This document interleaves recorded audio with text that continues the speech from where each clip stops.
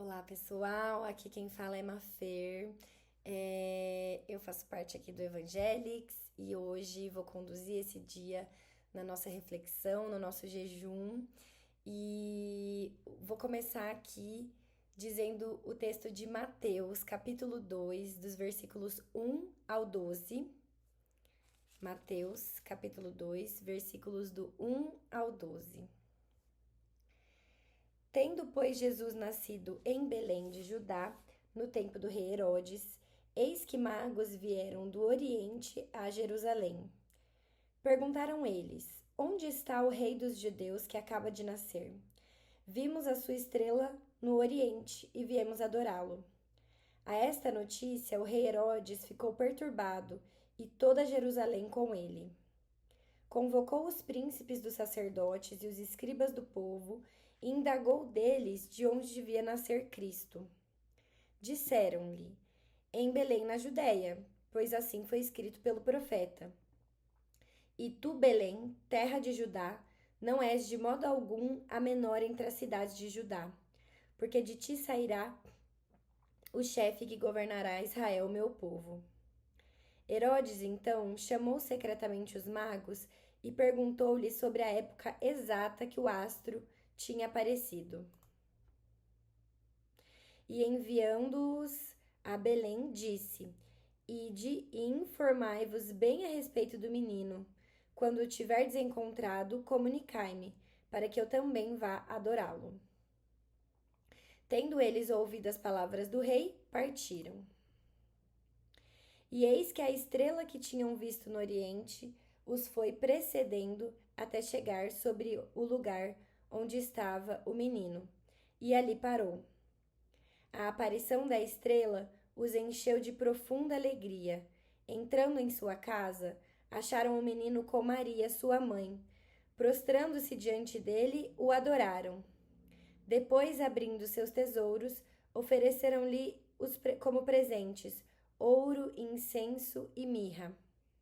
Avisados em sonhos de não retornarem a Herodes, voltaram para sua terra por outro caminho. E algumas reflexões que a gente pode fazer a respeito desse texto, né? A primeira delas é que a menor das cidades escolhidas para o nascimento do Deus encarnado, o reino de Deus, é um reino onde o último é o primeiro, onde os oprimidos são valorizados e acolhidos, onde a menor das terras, como é dito aqui, é escolhida para que Jesus nasça. E também, se a gente for lembrar, é no lugar mais humilde em que ele nasceu. Isso não é uma decisão feita por acaso, né? Mas é para que a gente consiga se lembrar de que nós, pequenos, que somos talvez os mais insignificantes dentro da nossa sociedade, dentro da comunidade que nos acolhe, que pertencemos hoje, os mais insignificantes são o lugar escolhido para o nascimento do Deus encarnado. Jesus também, gente, foi refugiado para se proteger de Herodes. Ele não era branco, não era rico e fora gerado fora do casamento. Jesus era um improvável da manifestação de Deus aos olhos humanos. Quantas vezes a gente não vê algumas pessoas de bem, algumas pessoas que cumprem todo esse checklist do ser humano de bem, do cidadão de bem, se achando superior a outros seres humanos dessa terra, né? Esse texto vem nos lembrar de que Jesus ele não tinha absolutamente nada dessa cartilha, ele não cumpria absolutamente nenhum desses pré-requisitos para ser considerado um ser humano de bem. Muito pelo contrário, todas as características dele, da família dele, da sociedade que ele ocupava, né? Elas vêm para mostrar uma pessoa que deveria ter sido esquecida e, no entanto, ela foi escolhida para ser a maior de todas, a maior de toda a humanidade. Realmente uma manifestação de Deus aos olhos humanos a partir de um lugar muito improvável, principalmente para a sociedade daquela época e por que não dizer da sociedade da nossa época também. Além disso, gente, a presença de Herodes lembra que a religião aliada ao poder político, ela tende a matar o que ameaça a sua estabilidade. E a gente não pode se esquecer disso jamais, né? religião aliada ao poder político, ao invés de conseguir trazer segurança, muito pelo contrário, ela pode trazer muita instabilidade, né?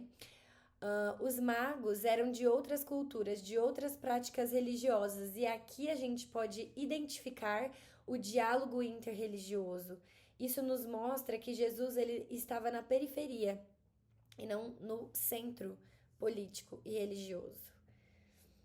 Além disso, o que mais que a gente pode interpretar aí desta passagem? Deus se deixa encontrar por quem busca com sinceridade, mesmo fora das normas oficiais. Ainda que eu não tenha uma Bíblia, ainda que eu não tenha um pastor, um padre, um dirigente, ainda que eu esteja num lugar onde eu não tenha nenhum desses elementos, Jesus, Deus, ele é muito mais fácil de ser encontrado, ele não precisa desses artefatos, ele só precisa de mim, ele só precisa que eu fique, que eu me aquiete, que eu consiga me interiorizar para aí sim me conectar com ele. Ele não pede ferramentas. A única ferramenta que a gente precisa para acessar Deus é a gente mesmo. É o silêncio na grande maioria das vezes, né? O que mais? A comunidade de Mateus nos apresenta um Deus criança que está completamente fora das exigências do império, hoje em dia da lógica capitalista. De novo, a questão de cumprir as normas, né? Só que dessa perspectiva, não cumprir uma norma moral necessariamente, né? E sim de cumprir uma norma social, uma norma econômica, né? Mais uma vez, Jesus não cumpriu nenhum dessas expectativas. E mesmo assim, ele foi escolhido para ser o maior entre todos. Esse texto também, gente, legitima a espiritualidade dissidente, espiritualidades dissidentes. Hoje pensamos nas nossas trajetórias de fé enquanto pessoas LGBT que não se encaixam em modelos religiosos, conservadores e fundamentalistas. Se a gente se colocar numa perspectiva moral e ética, né, dentro da moral e dos bons costumes, a gente muito provavelmente não vai se encaixar, a gente provavelmente vai ser tirado disso, dessa proposta de relação com Deus. E, na verdade, o que esse texto nos traz é que nós estamos incluídos no amor de Deus, assim como qualquer outra pessoa do mundo está, contanto que ela tenha o mínimo desejo de estar com Ele. A gente pode ser uma espiritualidade dissidente, mas a gente ainda assim é filho de Deus, a gente se considera, a gente é crente, a gente ora e a gente faz a nossa manifestação de fé, né? E eu queria trazer ainda mais uma última reflexão a respeito de um versículo que me tocou demais, que foi o versículo 10. A aparição da estrela os encheu de profunda alegria. Quantas vezes na nossa vida, né, a gente não tá perdido, a gente não acha que a gente precisa de um sinal. E eu lembro que quando eu era mais nova, quando eu era criança, o meu pai, eu sou católica, né? E o meu pai, ele sempre foi muito contra essas coisas. Meu pai, por mais que ele tivesse a crença dele, ele sempre foi muito cético. E ele sempre foi muito contra essas coisas que extrapolassem o cético, aquilo que é o mais tradicional, né? Como para ele era só a Bíblia e era só o que o padre dizia e acabou, não tinha nada além disso. E hoje eu interpreto de uma outra maneira. Eu sei que a Divina Ruá, que o Espírito Santo, ele pode se manifestar das mais diversas formas. E eu sei que é importante que a gente não fique buscando esses sinais para tomar decisões na nossa vida, porque eu acho que nem sempre Deus está ali à disposição para nos dar um sinal, até porque ele não está aqui para nos servir, a gente que está aqui para servir ele. Logo, se eu tô aqui esperando um sinal dele para executar alguma coisa na minha vida, muito provavelmente eu não vou receber, talvez eu não vá receber daquela forma como eu tô esperando, né? Então, por mais que não dê pra gente ficar esperando esses sinais, é diferente exigir sinais e provas de Deus que ele tá nos atendendo, de estar atento e de estar interiorizado. eu diversas vezes, acredito que vocês também, já recebi diversos sinais claros de qual caminho eu deveria seguir, de por onde eu deveria percorrer, o que eu deveria fazer, porque eu estava atenta, porque eu estava interiorizada, porque eu tinha dedicado um tempo da minha vida para me relacionar com Deus e ali naquele período ele distribuiu a sua bênção, a sua graça e ele me mostrou o que é que ele queria para minha vida. Então, que a gente consiga estar atento à aparição de estrelas que nos enchem de profunda alegria. Eu acho também que a oração é aquilo que vai, além de nos indicar o caminho correto, é o que vai nos encher de, como é que se diz assim, de motivação mesmo, em momentos é, que a gente esteja já exaurido, que a gente não tem mais energia nenhuma. A oração, ela tem esse poder de nos encher de alegria, como o texto diz que a estrela encheu os magos de alegria. E agora, pessoal, para a gente concluir, eu queria pedir que vocês, junto comigo, fizessem algumas intenções, algumas orações aqui, e você também fique à vontade para colocar o que você quer orar, o que você quer pedir, que nós vamos interceder todos juntos, todos nós que estamos vendo, que estamos fazendo essa oração aqui juntos, vamos juntos, né? A gente junto a gente tem ainda mais força para conseguir colocar a nossa oração e a nossa intercessão.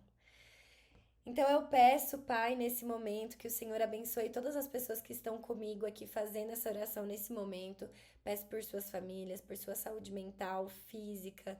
E hoje, em especial, venho te pedir para reanimar o coração de todos os cansados, que cada um que esteja aqui consiga, a partir dessa e de outras orações, se reanimar para conseguir seguir o seu caminho que só o Senhor planejou para eles e para nós. Eu quero pedir também pelo retiro de março que as pessoas que precisam estar lá se sintam atraídas e tenham ou possam receber os recursos necessários para estar lá com a gente. Quero pedir também que a cada dia mais possamos construir redes e vínculos de afeto e carinho que ajudem as pessoas a se libertarem ou a lidarem com as opressões da vida. Quero pedir também, meu Deus, que levante voluntários para o trabalho do Evangelics, que seja algo que leve, onde cada pessoa precisa doar mais de 30 minutos ou 1 hora da sua semana. Que essas pessoas sintam o chamado e venham trabalhar com a gente. E por fim, peço pela libertação da LGBTfobia internalizada em cada um de nós e a cura das feridas que ela causa. Assim eu oro e oro por cada um de vocês que estiveram aqui comigo e agradeço pela presença nesse 4º dia de jejum.